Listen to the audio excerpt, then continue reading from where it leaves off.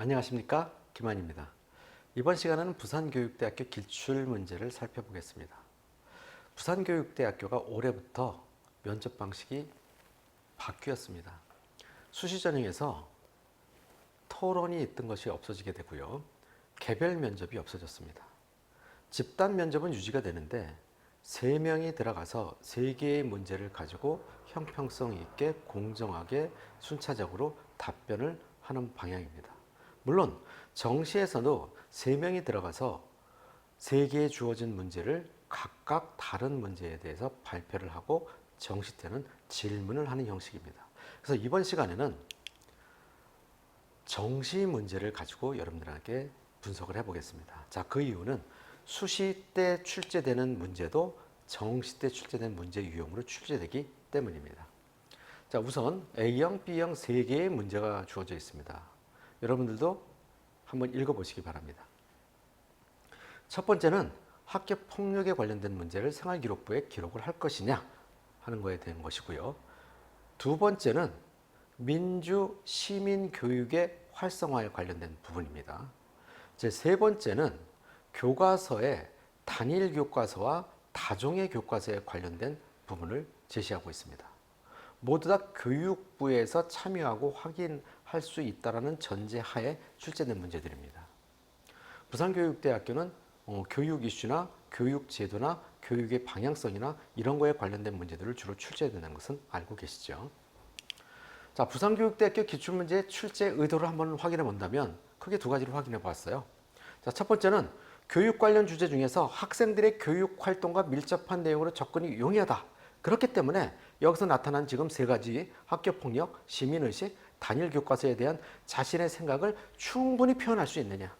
그거에 대해서 파악할 수 있는 부분이 있고 제시문을 파악하고 그거에 대해서 충분히 표현할 수 있는지를 확인하고자 함이죠. 자, 이것을 통해 갖고 부산교육대학교에서는 교직 태도나 사명감 또는 가치관, 인성, 의사소통 능력 또 사고력까지 평가할 수 있다는 것입니다.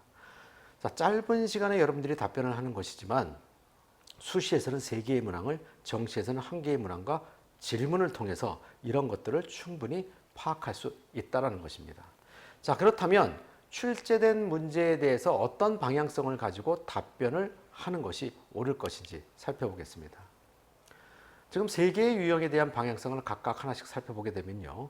A형 같은 경우에는 학생의 생활지도 측면에서 발생할 수 있는 갈등 상황에 다각적인 사고를 하는 것이 중요합니다. 그래서 여러 측면에서 생각을 해야 된다는 얘기가 되겠죠.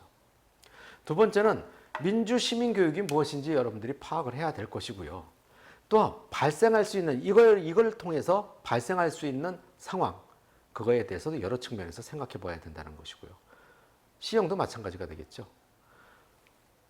교과서 발행 체제가 단일 교과서 또는 다종 교과서, 요즘 우리가 이야기하고 있는 국정 교과서가 될 수도 있을 것이고 검정 교과서가 될 수도 있는 것이지만 여기에서는 국정과 검정의 차이가 아니라 한 가지 종류냐 여러 가지 종류의 교과서를 만들어내는 것이냐 측면에서 바라봐야 된다는 것입니다.